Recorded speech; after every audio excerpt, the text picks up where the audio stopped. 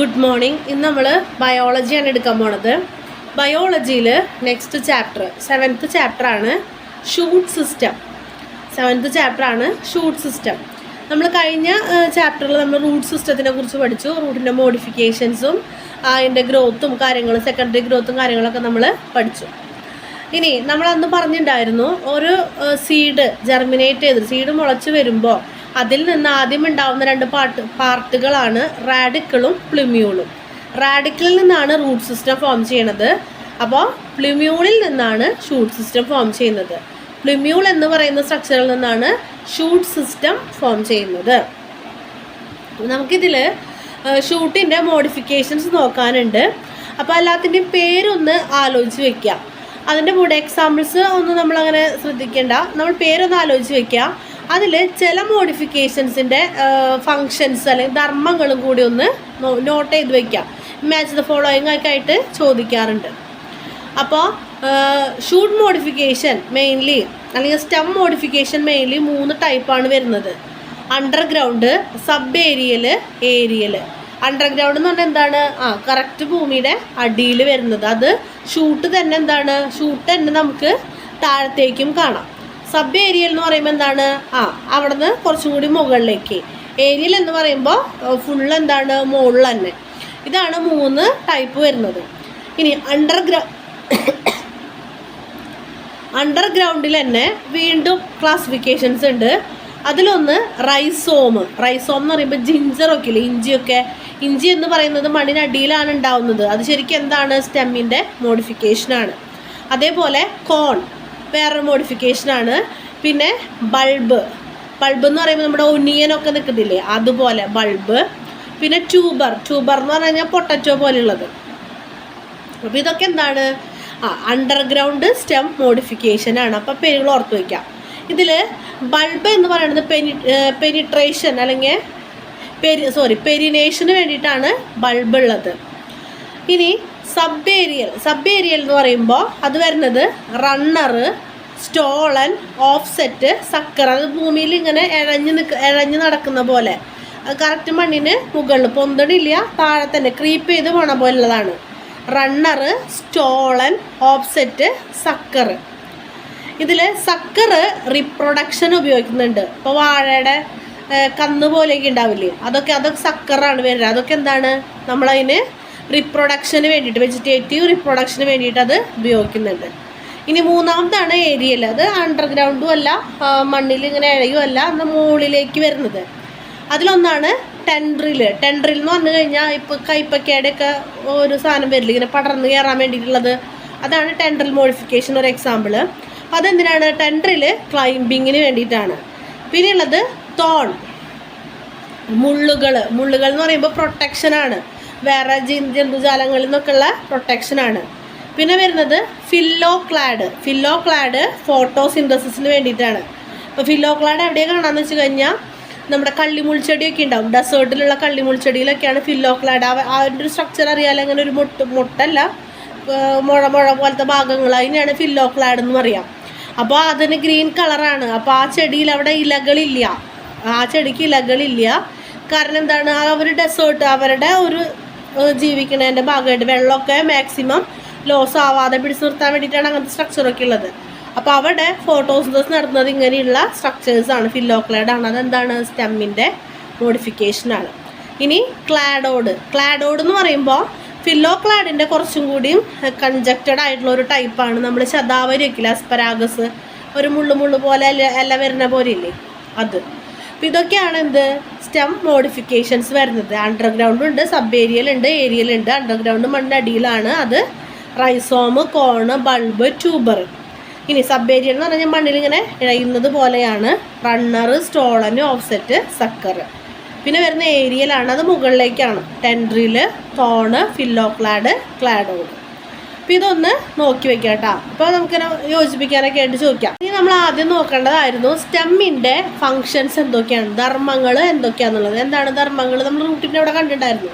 Stem എന്താണ്? വാട്ടറും മിനറൽസും ലീവ്സിലേക്കും ഫ്രൂട്ടിലേക്കും ഫ്ലവറിലേക്കും ബാക്കിയുള്ള ഭാഗങ്ങളിലേക്കൊക്കെ എന്താണ്? സ്റ്റെമ്മാണ് എത്തിച്ചു കൊടുക്കുന്നത്.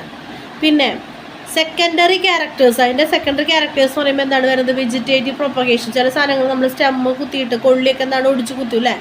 അപ്പോൾ സ്റ്റെമ്മ് ഒക്കെ വരുമ്പോൾ എന്താണ്? അത് വെജിറ്റേറ്റീവ് പ്രൊപ്പഗേഷൻ്റെ പാർട്ടാണ്. സ്റ്റെം മോഡിഫിക്കേഷൻസ് തന്നെ പല ഭാഗങ്ങളുണ്ട് ഇല്ലേ? എന്താണ്? ഫോട്ടോസിന്തസിസ് ഉണ്ട്, പ്രൊട്ടക്ഷൻ വരുന്നുണ്ട്, തോണിലൊക്കെ പ്രൊട്ടക്ഷനായിട്ട് വരുന്നുണ്ട്, ടെൻഡറിൽ ക്ലൈമ്പിങ്ങിന് സഹായിക്കുന്നുണ്ട്, ഫില്ലോക്ലാഡ് ഫോട്ടോസിന്തസിന് സഹായിക്കുന്നുണ്ട്. അപ്പോൾ ഇതൊക്കെയാണ് എന്താ അതിൻ്റെ ഫങ്ഷൻസ്, സ്റ്റെമ്മിൻ്റെ ഫങ്ഷൻസ് ആയിട്ട് വരുന്നത്. അപ്പോൾ ഇങ്ങനെയുള്ള കാര്യങ്ങൾ നോക്കാം. പിന്നെ ഫില്ലോക്ലാഡ് എന്താണ്, ക്ലാഡോഡ് എന്താണെന്നൊക്കെ ചോദിക്കും. ഫില്ലോക്ലാഡ്, ക്ലാഡോഡ് എന്നൊക്കെ പറയുമ്പോൾ നമ്മൾ സിമ്പിളായിട്ട് ഇത്ര എഴുതിയാൽ മതി. എന്താണ്? Aerial stem modification. ഫില്ലോക്ലാഡ് കാണുന്നത് എവിടെയാണ്? കള്ളിമുൾ ചെടിയിലാണ്. ഫില്ലോക്ലാഡ് കാണുന്നത് കള്ളിമുൾ ചെടിയിലാണ്. അതിൻ്റെ പേരാണ് ഒപ്പൻഷ്യ. ഇനി ക്ലാഡോഡ് കാണപ്പെടുന്നത് എന്താണ്? ക്ലാഡോഡ് എന്ന് പറയുന്നത് ഫില്ലോക്ലാഡിൻ്റെ ലിമിറ്റഡ് ഗ്രോത്ത് ആണ്. ആദ്യം എന്ത് എഴുതണം? ഒരു ഏരിയൽ സ്റ്റെം മോഡിഫിക്കേഷൻ ആണ്.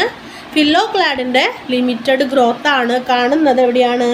അസ്പരാഗസ്, ശതാവരിയിലാണ് കാണപ്പെടുന്നത്. അപ്പം അങ്ങനെ ഇതായിട്ട് ഇങ്ങനെ ചോദിക്കാം. അത് രണ്ട് മാത്രമേ ഉള്ളൂ.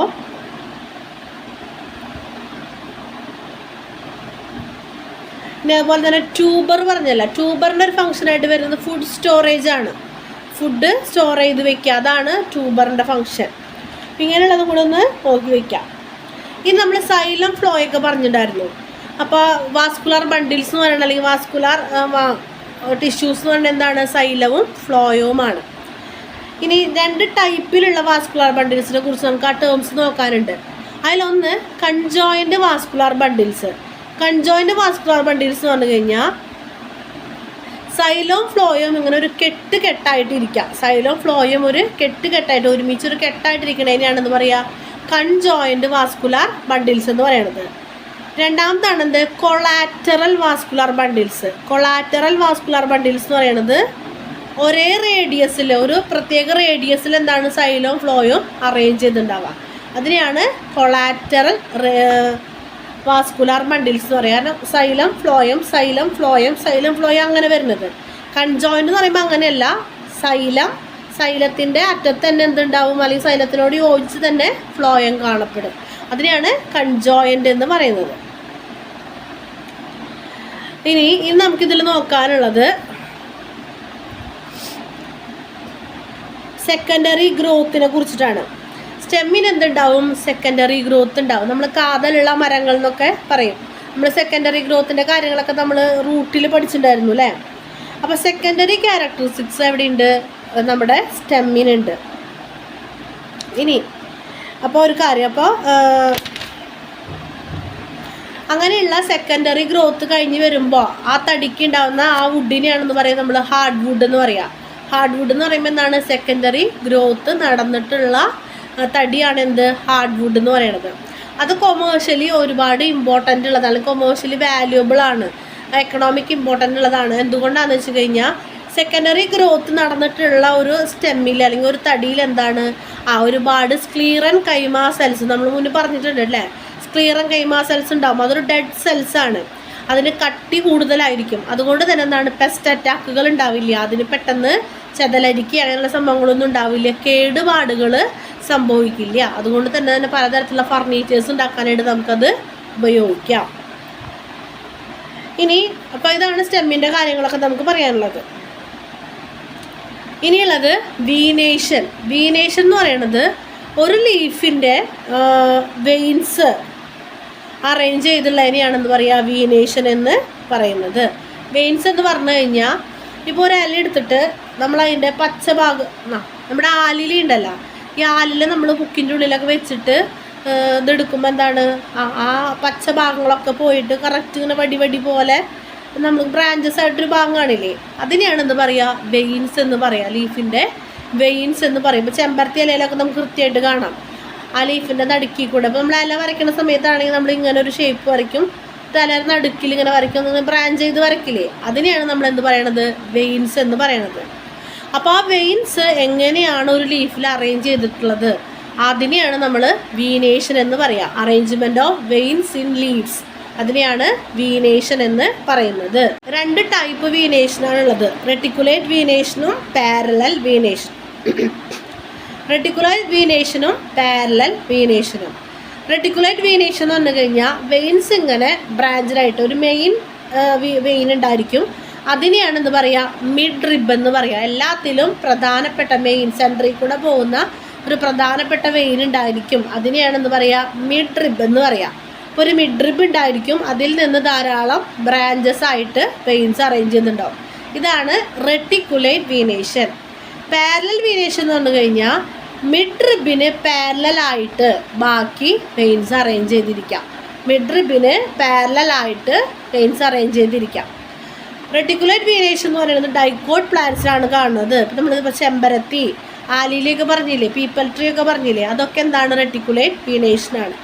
പാരലൽ വീനേഷൻ എന്ന് പറയുമ്പോൾ പുൽവർഗ്ഗങ്ങളിൽപ്പെട്ടത്, ഇപ്പോൾ നെല്ലിൻ്റെ ചെടിയോ അല്ലെങ്കിൽ ചോളോ അങ്ങനെയുള്ള പുൽവർഗ്ഗങ്ങളിൽ കണ്ടിട്ടുണ്ടാവും നമ്മളിങ്ങനെ നീളൻ പാരലായിട്ടുള്ളത്. അപ്പോൾ അത് മോണോക്കോട്ടിലാണ് പാരലൽ വീനേഷൻ കാണുന്നത്.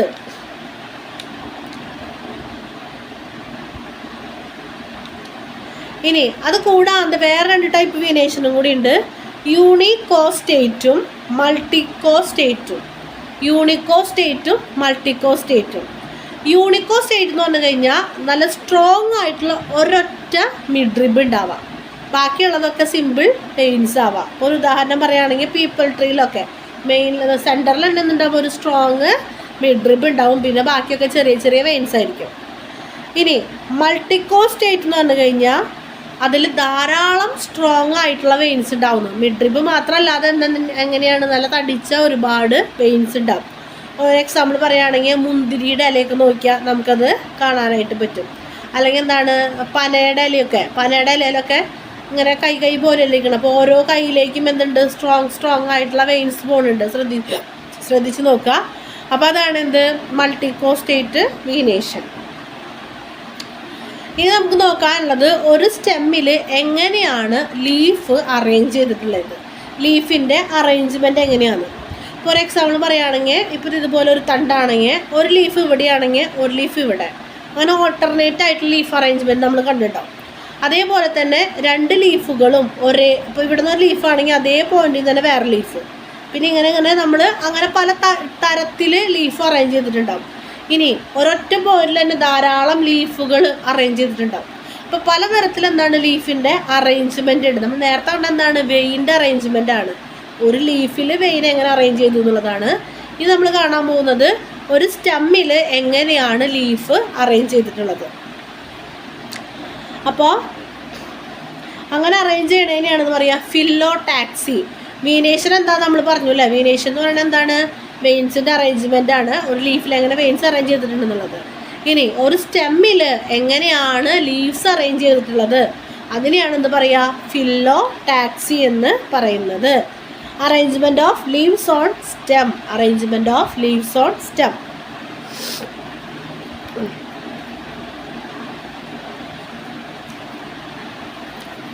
അപ്പോൾ അത് ഏതൊക്കെ ടൈപ്പിലാണെന്ന് നോക്കാം. മെയിനായിട്ട് 3 എണ്ണമാണ് പറയുന്നത്. അതിൽ ഓൾട്ടർനേറ്റ് അറേഞ്ച്മെൻറ്റ്, മാവിൻ്റെ ഇലയിലൊക്കെ കാണുന്ന പോലെ, നേരത്തെ പറഞ്ഞ പോലെ ഒരെണ്ണം ഇവിടെയാണെങ്കിൽ ഒരെണ്ണം ഇവിടെ, അങ്ങനെ ഇടവിട്ട് കാണാം. അതിനെയാണെന്ന് പറയുക ഓൾട്ടർനേറ്റ് അറേഞ്ച്മെൻറ്റ്. രണ്ടാമത്തത് വേൾഡ് അറേഞ്ച്മെൻറ്റ്. വേൾഡ് അറേഞ്ച്മെൻറ്റ് എന്ന് പറയുന്നത് നമ്മൾ അരളി, നീരിയം എന്ന് പറയും, അരളിയിലൊക്കെ കാണപ്പെടുന്ന പോലെ ഇങ്ങനെ ഒരു ഇതിൽ തന്നെ കുറേ എണ്ണം വരും, പക്ഷെ അത്ര നമ്പേഴ്സ് കുറവായിരിക്കും. ഇനിയുള്ളത് ഓപ്പോസിറ്റ് അറേഞ്ച്മെൻറ്റ്. ഓപ്പോസിറ്റ് അറേഞ്ച്മെൻറ്റ് എന്ന് പറയുന്നത് ഒരു ലീഫ് ഇങ്ങനെയാണെങ്കിൽ കറക്റ്റ് അതിന് ഓപ്പോസിറ്റ് ആയിട്ട് തന്നെ അടുത്ത ലീഫ് അങ്ങനെ വരും. ഇനി ഓപ്പോസിറ്റ് തന്നെ 2 ടൈപ്പിലുണ്ടെന്ന് പറയുമ്പോൾ ഇപ്പോൾ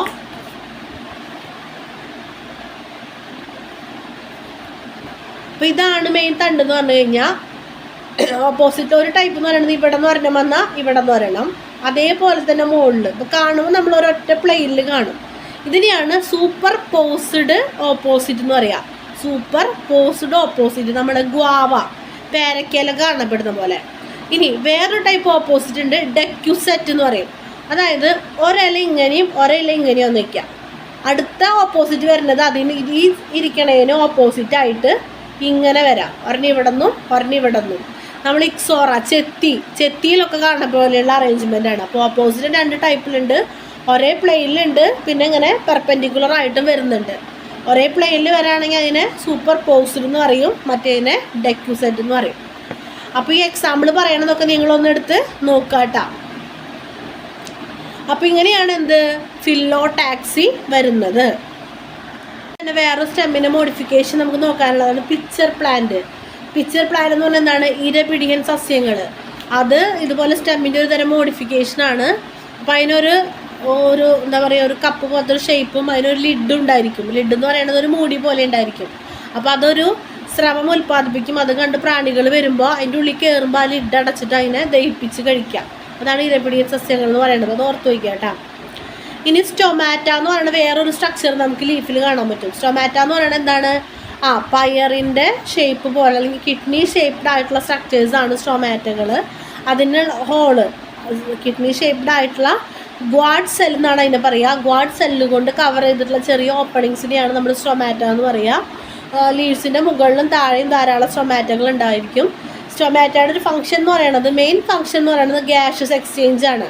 ഫോട്ടോസിന്തസിന് വേണ്ടിയിട്ടുള്ള കാർബൺ ഡൈ ഓക്സൈഡ് എത്തുന്നതും ഫോട്ടോസിന്തസിസ് കഴിഞ്ഞിട്ടുള്ള ഓക്സിജൻ പുറത്തേക്ക് പോകുന്നതും ഏത് വഴി തന്നെയാണ്?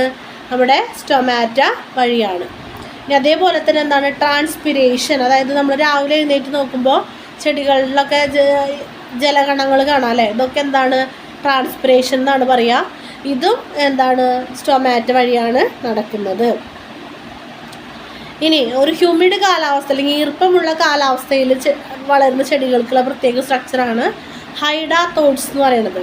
അതെന്തിനാണെന്ന് വെച്ച് കഴിഞ്ഞാൽ അവരുടെ ജലനഷ്ടം കുറയ്ക്കാൻ വേണ്ടിയിട്ട്, അവരുടെ ജലത്തിൻ്റെ നഷ്ടം തടയാൻ വേണ്ടിയിട്ടാണ് ഹൈഡാത്തോഡ്സ് എന്ന് പറഞ്ഞ പ്രത്യേക സ്ട്രക്ചർ ഉള്ളത്. അപ്പോൾ ഇതൊക്കെ എന്തിനാന്ന് പറഞ്ഞ് ചിലപ്പോൾ ചോദിക്കാം.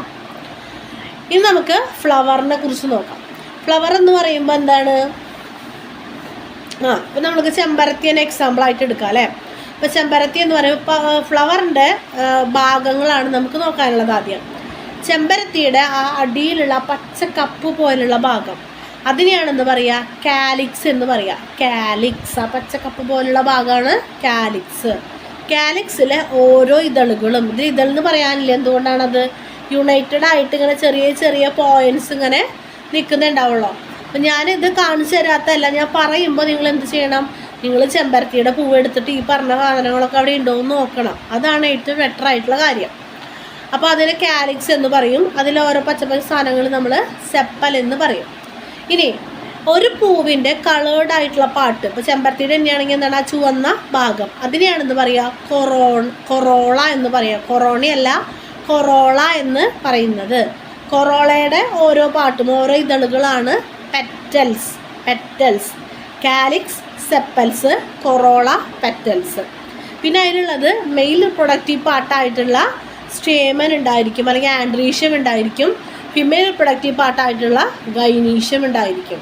മെയിൽ പ്രൊഡക്റ്റീവ് പാർട്ടായിട്ടുള്ള ആൻഡ്രീഷ്യം, അതായത് ആ മഞ്ഞ ഇങ്ങനെ നിൽക്കുന്നുണ്ടാവില്ലേ മുകളിൽ, അതാണെന്ത്? ആൻഡ്രീഷ്യം. ഇനി അതിൻ്റെ ആ വെളുത്ത ഒരു പാർട്ട്, അതും ആൻഡ്രീഷ്യത്തിൻ്റെ ഭാഗം തന്നെയാണ്. അതിൻ്റെ ഉള്ളിൽ കൂടെ ഒരു ചുവന്ന വെൽവെറ്റ് പോലെ ഒരു 5 സാധനമായിട്ടൊരു നൂല് വരുന്നുണ്ടാവും. അത് അടിയിൽ വന്നിട്ട് നമ്മൾ പൊളിച്ച് നോക്കിയാൽ അറിയാം, ഇങ്ങനെ ഒരു മുട്ടയുടെ ഷേപ്പിലൊരു ഇതായിട്ടിരിക്കുന്നുണ്ടാവും.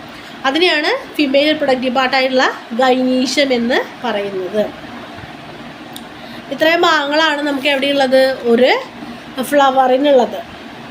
ഇനി ഫ്ലവറിൽ ഫിമെയിൽ പ്രൊഡക്റ്റീവ് പാർട്ടായിട്ടുള്ള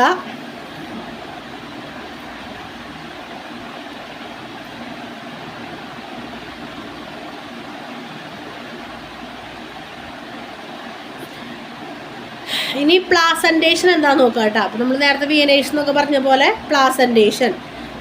അപ്പോൾ ഫിമെയിൽ പ്രൊഡക്റ്റീവ് പാർട്ടിൻ്റെ മെയിൻ ഭാഗങ്ങളാണ് ഓവറി, സ്റ്റൈല്, സിഗ്മ. അപ്പോൾ പൂവിൻ്റെ ഉള്ളിലുള്ള വെളുത്ത സാധനം, മഞ്ഞ സാധനം പിടിപ്പിച്ചിരിക്കുന്ന വെളുത്ത സാധനം ഇങ്ങനെ നമ്മൾ പതുക്കെ ഒന്ന് പൊളിച്ച് നോക്കിക്കഴിഞ്ഞാൽ അതിൻ്റെ ഉള്ളൊരു നൂല് കാണാം. ആ നൂല് ഏറ്റവും താഴേക്ക് പോയിട്ട് എന്താണ്? ഒരു ചെറിയ കട്ടിപ്പ് പോലുള്ളൊരു ഭാഗം ഉണ്ടാവും. അതിൽ നിന്ന് ഈ നൂല് വന്നിട്ടാണ് ഈ ചുവന്ന 5 സാധനങ്ങൾ ഇങ്ങനെ നിൽക്കുന്നുണ്ടാവാം. ഇതാണ് അതിൻ്റെ എന്ത്? ഫിമെയിൽ പ്രൊഡക്റ്റീവ് പാർട്ടായിട്ടുള്ള ഗൈനീഷ്യം. ഇനി ആ താഴെയുള്ള ഉണ്ട, അതിനെയാണ് നമ്മൾ എന്ത് പറയുക? ഓവറി. ആ നീളൻ വള്ളി, സ്റ്റൈല്, മുകളിലുള്ള റെഡ് വെൽവെറ്റ് പോലത്തെ 5 സംഭവങ്ങൾ, അതിനെയാണ് സ്റ്റിഗ്മ എന്ന് പറയാം. അവിടെ വന്നിട്ടാണ് എന്തിരിക്കുക, പൊള്ളൻ ഗ്രെയിൻസ് അല്ലെങ്കിൽ വേറെ ചെമ്പരത്തിൽ പക്ഷെ നടക്കുന്നില്ല, അവിടെയാണ് എന്ത് മെയിൽ പ്രൊഡക്റ്റീവ് പാർട്സുകൾ വന്നിട്ട് ഇരുന്നിട്ട് പോളിനേഷൻ നടക്കാം. അപ്പോൾ ഈ ഓവറിയുടെ ഉള്ളിൽ എന്തുണ്ട്, ഒവ്യൂൾ എന്ന് പറയുന്നൊരു സ്ട്രക്ചർ ഉണ്ട്. ഓവറിയുടെ ഉള്ളിൽ ഒവ്യൂൾ എന്ന് പറയുന്നൊരു സ്ട്രക്ചർ ഉണ്ട്. ഓവറിയുടെ ഉള്ളിൽ ഒവ്യൂളിനെ എങ്ങനെയാണ് അറേഞ്ച് ചെയ്തിരിക്കുന്നത്, അതിനെയാണ് നമ്മൾ പ്ലാസൻറ്റേഷൻ എന്ന് പറയുന്നത്. പ്ലാസൻറ്റേഷൻ എന്ന് പറയുന്നത് arrangement of ovules in ovary. ഓവറിയുടെ ഉള്ളിൽ എങ്ങനെയാണ് ഒവ്യൂൾസ് അറേഞ്ച് ചെയ്തിട്ടുള്ളത്, അതിനെയാണ് എന്ത് പറയുക, പ്ലാസൻറ്റേഷൻ എന്ന് പറയുന്നത്. ഇനി പല ടൈപ്പിലുള്ള പ്ലാസൻറ്റേഷൻ നോക്കാം. ഒന്ന് മാർജിനൽ. മാർജിനൽ എന്ന് പറയുമ്പോൾ ഒരൊറ്റ ഓവറി അല്ലെങ്കിൽ ഓവറിയുടെ ഉള്ളിലുള്ള ഒറ്റ സെഗ്മെൻ്റ് ഉണ്ടാവുള്ളൂ, അതിനെയാണ് കാർപ്പൽ എന്ന് പറയുക. ഒറ്റ കാർപ്പലേ ഉണ്ടാവുള്ളൂ, ഒരു മോണോ കാർപ്പല്ലറി എന്നാണ് പറയുക. ഒറ്റ ഓവർ അല്ലെങ്കിൽ ഒറ്റ കാർപ്പലേ ഉണ്ടാവുള്ളൂ. ഓവറി പൊളിച്ച് നോക്കുമ്പോൾ അതിൻ്റെ ഉള്ളിൽ എന്താണ്, ഒറ്റ ചേമ്പേർഡ് ആയിട്ടുള്ള ഓവറിയുടെ ഉള്ളിൽ ഒരു ചേമ്പർ മാത്രം അല്ലെങ്കിൽ ഒരു അറ മാത്രമാണ് ഉണ്ടായിരിക്കുക. അതിൻ്റെ ഉള്ളിൽ എന്താണ്, ധാരാളം നമ്മൾ ഓവ്യൂളുകൾ അറേഞ്ച് ചെയ്തിട്ടുണ്ടാവും. ഈ ഒരു ഫ്ലവർ ഫ്രൂട്ട് ആവുന്ന സമയത്ത് ഓവറിയാണ് ഫ്രൂട്ട് ആവുന്നത്, ഒവ്യൂളാണ് സീഡ് ആവുന്നത്. ഫ്ലവർ ഇങ്ങനെ വലുതായി ഫ്ലവറിൽ നിന്നാണല്ലോ ഫ്രൂട്ട് ഉണ്ടാവുക. ആ സമയത്ത് ഓവറിയാണ് എന്താവുന്നത്, ഫ്രൂട്ട് ആവുന്നത്, ഒവ്യൂളാണ് സീഡ് ആവുന്നത്. അപ്പോൾ നമ്മൾ പയർ കണ്ടിട്ടില്ലേ, ഒരൊറ്റ കാർപ്പലയുള്ള അതിൻ്റെ ഉള്ളിൽ മണിമണികളുണ്ട്. ഈ മണിമണികൾ പണ്ട് ആരായിരുന്നു, ഒവ്യൂളായിരുന്നു. ഇനി രണ്ടാമത്തെ ടൈപ്പാണ് ആക്സിയൽ പ്ലാസൻറ്റേഷൻ.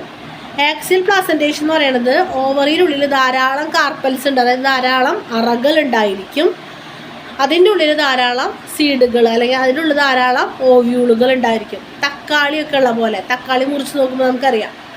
ഇനി മൂന്നാമത്തെയാണ് പെരൈറ്റൽ. പെരൈറ്റൽ എന്ന് പറഞ്ഞു കഴിഞ്ഞാൽ ഓവറി ധാരാളം അറകളുള്ളതാണ്, പോളി കാർപ്പല്ലറി ആണ്. അതേപോലത്തെ എന്താണ്, ഒറ്റ ചേമ്പറേ ഉണ്ടാവുള്ളൂ, ഒറ്റ ചേമ്പർ.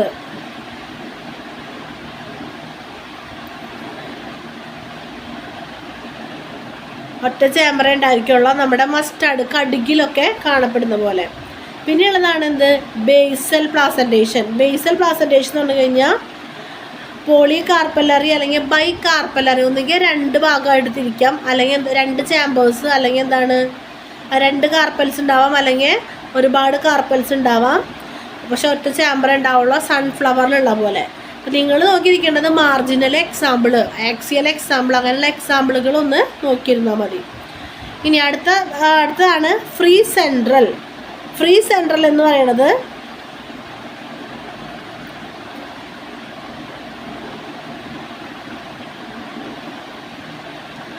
ഇതുപോലെ തന്നെ പോളി കാർപ്പൽ, ധാരാളം ഓവറിൻ്റെ ഉള്ളിൽ ധാരാളം കാർപ്പൽസ് കാണാം.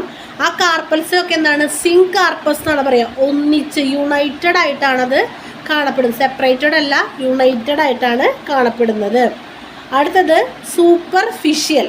സൂപ്പർഫിഷ്യൽ എന്ന് പറയുമ്പോൾ ഇതേപോലെ തന്നെ ഓവറി പോളി കാർപ്പല്ലറിയാണ്, മൾട്ടി ലോക്യുലാർ. അതിനുള്ള ഓരോ ഒന്നിലും എന്താണ്, പിന്നെയും അറകൾ കാണപ്പെടുന്നുണ്ട്. ഇതൊക്കെയാണ് നമുക്ക് പേരുകൾ ഓർത്ത് വെച്ചാൽ മതി. Marginal, axial, parietal, basal, free central, superficial. അപ്പം ഇങ്ങനെയൊക്കെയാണ് എന്ത് വന്നിരിക്കുന്നത്,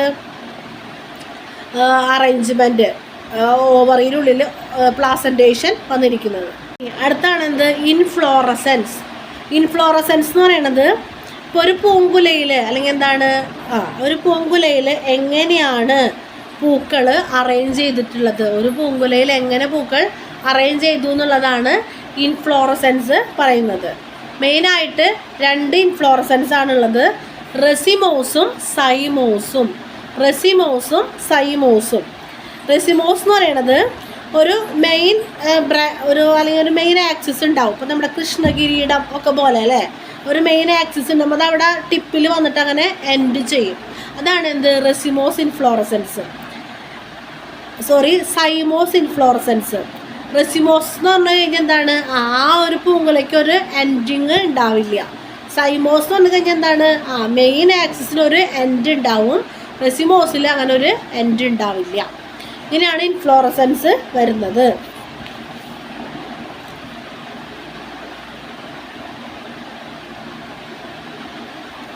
ഇനി അടുത്തത് ഫ്രൂട്ടാണ്. അപ്പോൾ ഫ്രൂട്ടിന് പ്രധാനമായിട്ടും 3 ഭാഗങ്ങളാണുള്ളത്. ഒരു ട്രൂ ഫ്രൂട്ട് എന്ന് പറയുന്നത് കൃത്യമായിട്ടുള്ള പോളിനേഷനൊക്കെ നടന്ന് ഓവുലേഷനൊക്കെ നടന്ന് ഓവറിയിൽ നിന്ന് ഫോം ചെയ്യുന്ന ഫ്രൂട്ടിനെയാണ് എന്ത് പറയുക, ട്രൂ ഫ്രൂട്ട് എന്ന് പറയുന്നത്. അപ്പോൾ അതിന് 3 ഭാഗങ്ങളാണ് ഉണ്ടാവുക. ഒന്ന് എപ്പികാർപ്പ് എന്ന് പറയുന്നത് ആ ഫ്രൂട്ടിൻ്റെ സ്കിന്ന്. ഇപ്പോൾ ആപ്പിളൊക്കെ എടുക്കുകയാണെങ്കിൽ അതിൻ്റെ തൊലിയാണ് എന്ത്, എപ്പികാർപ്പ്. സെക്കൻഡ് മീസോകാർപ്പ്, ആ മിഡിൽ പൾപ്പ്, നമ്മൾ ആ വെളുത്ത് മുറിച്ച് തിന്നുന്ന സാധനമാണ് എന്ത്, മിഡിൽ പൾപ്പ്, അതിനെയാണ് മീസോകാർപ്പ് എന്ന് പറയുക. മൂന്നാമത്തത് എൻഡോകാർപ്പ്, അത് ഇന്നർ ഹാർഡായിട്ട് വരുന്ന ഭാഗം. ഇപ്പോൾ നമ്മൾ ആ കുരു ഇരിക്കാൻ വേണ്ടിയിട്ടുള്ളൊരു ഭാഗം. ഇപ്പോൾ തേങ്ങയുടെ കാര്യമൊക്കെ പറയുകയാണെങ്കിൽ കറക്റ്റായിട്ട് മനസ്സിലാവും. ചകിരിയാണ് എപ്പികാർപ്പ്. അതിൻ്റെ ഉള്ളിലുള്ള തേങ്ങ നോക്കണ്ട. അപ്പോൾ ഇങ്ങനെയുള്ള ഭാഗം ആപ്പിളിൻ്റെ കാര്യത്തിൽ നോക്കിയാൽ മതി, അല്ലെങ്കിൽ മാംഗോ നോക്കിയാൽ മതി. മാംഗോയിലാണെങ്കിൽ പുറത്തുള്ള തൊലി, പച്ച നിറത്തിലുള്ള തൊലിയാണ് എപ്പികാർപ്പ്. നമ്മൾ കഴിക്കുന്ന ആ ഭാഗം, ഉള്ളിലുള്ള വെളുത്ത ഭാഗത്തിനെയാണ് മീസോകാർപ്പ് എന്ന് പറയുക. എൻഡോകാർപ്പ് എന്ന് പറയുന്നത് അതിൻ്റെയും ഉള്ളിലുള്ള ഭാഗം. ആ ഭാഗത്തിൻ്റെ ഉള്ളിലാണ് സീഡ് വരുന്നത്. അപ്പോൾ ഇതിനെയാണ് നമ്മൾ ട്രൂ ഫ്രൂട്ടിൻ്റെ കേസ് പറയണത്.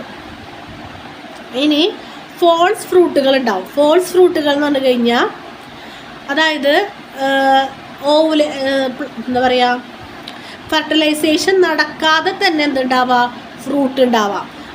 ഫെർട്ടിലൈസേഷൻ നടന്ന് ഫ്രൂട്ട് ഉണ്ടാവുന്നതാണ് ട്രൂ ഫ്രൂട്ടുകൾ. ഫെർട്ടിലൈസേഷൻ നടക്കാതെ പല ഭാഗങ്ങളും, ഫ്ലവറിൻ്റെ പല ഭാഗങ്ങളും ഡയറക്റ്റ് ഫ്രൂട്ടായിട്ട് മാറാം. അതിനെയാണ് എന്ത് പറയുക, ഫോൾസ് ഫ്രൂട്ട് എന്ന് പറയുന്നത്. പിയർ ഫ്രൂട്ട്, അതൊക്കെ എന്താണ്, false ഫ്രൂട്ടുകളാണ്.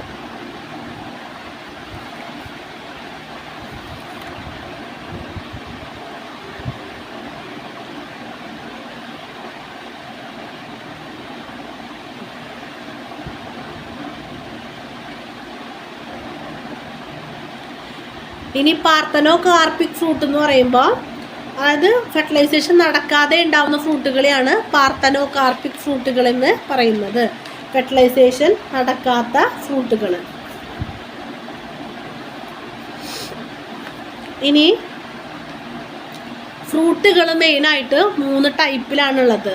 Simple fruit, aggregate fruit, composite fruit. Simple fruit എന്ന് പറയുമ്പോൾ എന്താണ്, ഒരു തക്കാളി അല്ലെങ്കിൽ ഒരു തക്കാളി ഒറ്റയ്ക്ക് ഉണ്ടാവുള്ളൂ, അല്ല ഒരെണ്ണത്തിന് ഒരു തക്കാളി ഉണ്ടാവുള്ളൂ, അതൊക്കെ എന്താണ്, സിമ്പിൾ ഫ്രൂട്ടാണ്. ഇനി അഗ്രഗേറ്റ് ഫ്രൂട്ട് എന്ന് പറയുമ്പോൾ ഒരു കുലയായിട്ടുണ്ടാവാം. ഇപ്പോൾ ഫോർ എക്സാമ്പിൾ പറയുകയാണെങ്കിൽ മാങ്ങയുടെയൊക്കെ പോലെ. ഇനി കമ്പോസിറ്റ് ഫ്രൂട്ട് എന്ന് പറയുമ്പോൾ മൾബറി, പൈനാപ്പിളൊക്കെ ഇല്ലേ, അവർ കൊലയായിട്ടല്ല ഉണ്ടാവുന്നത്, അതിൻ്റെ പല പല കഷ്ണങ്ങൾ നമ്മൾ കണ്ടിട്ടുണ്ടാവും. പൈനാപ്പിളിലൊക്കെ നമ്മൾ നോക്കുമ്പോൾ എന്താണ്, ഓരോ പീസുകളില്ലേ, അതൊക്കെ എന്താണ്, ഓരോ ഫ്രൂട്ടുകൾ ഇങ്ങനെ ഓവ്യൂളുകളൊക്കെ വന്ന് ചേർന്നിട്ടുള്ളതാണ്. അപ്പം അങ്ങനെ ഉണ്ടാവുന്നതിനാണ് നമ്മൾ എന്ത് പറയുക, കമ്പോസിറ്റ് ഫ്രൂട്ട് എന്ന് പറയാം. ഇതിനൊക്കെ പേരുകളൊക്കെ നമ്മളൊന്ന് ഓർത്ത് വയ്ക്കാം, ഈ പറയണ കാര്യങ്ങൾ.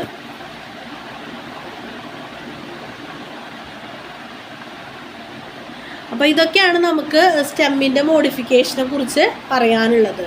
സ്റ്റെമ്മിൻ്റെ റൂട്ടിൽ നമുക്ക് ഇത്രയധികം ഒന്നും പറയാനുണ്ടായിരുന്നില്ല. സ്റ്റെമ്മിലാവുമ്പോൾ എന്തൊക്കെ പറയാനുണ്ട്, സ്റ്റെമ്മിൽ ലീഫിൻ്റെ അറേഞ്ച്മെൻ്റ് ഉണ്ട്, ലീഫിൽ വെയിൻ്റെ അറേഞ്ച്മെൻ്റ് ഉണ്ട്, ഫ്രൂട്ട് ഉണ്ട്, ഫ്ലവർ ഉണ്ട്, ഫ്ലവറിൻ്റെ ഇൻഫ്ലോറസൻസ്, പൂങ്കുലകളുടെ കാര്യങ്ങളുണ്ട്, ഫ്ലവറിൻ്റെ ഉള്ളിലുള്ള കാര്യങ്ങളുണ്ട്, അതിൻ്റെ ഉള്ളിൽ പ്ലാസൻറ്റേഷൻ ഉണ്ട്, ഫ്രൂട്ട് ഉണ്ട്, അങ്ങനെ കുറേ കാര്യങ്ങൾ നമുക്ക് ഇവിടെ പറയാനുണ്ട്. സ്റ്റെമ്മിൻ്റെ മോഡിഫിക്കേഷനിൽ പറയാനുണ്ട്. ഇതൊക്കെ എന്താണ്, നമ്മൾ നന്നായിട്ട് വായിച്ച് മനസ്സിലാക്കിയിട്ട് പഠിക്കണം. ടെക്സ്റ്റിലുള്ള അതിൻ്റെ പിക്ചേഴ്സൊക്കെ നോക്കണം. പിക്ചർ വരയ്ക്കാനൊന്നും ചോദിക്കില്ല. അപ്പോൾ ഞാനിങ്ങനെ പറഞ്ഞില്ല, ചെമ്പരത്തിയുടെ കാര്യം പറയുമ്പോൾ നിങ്ങളതൊക്കെ ഒന്ന് എടുത്തൊന്ന് ശ്രദ്ധിച്ച് നോക്കിയാൽ നിങ്ങളുടെ ഉള്ളിലവിടെ ഇരിക്കും. ഇത്രയാണ് നമുക്ക് ഈ ചാപ്റ്റർ പഠിക്കാനുള്ളത്. അപ്പോൾ നന്നായിട്ട് പഠിക്കാം.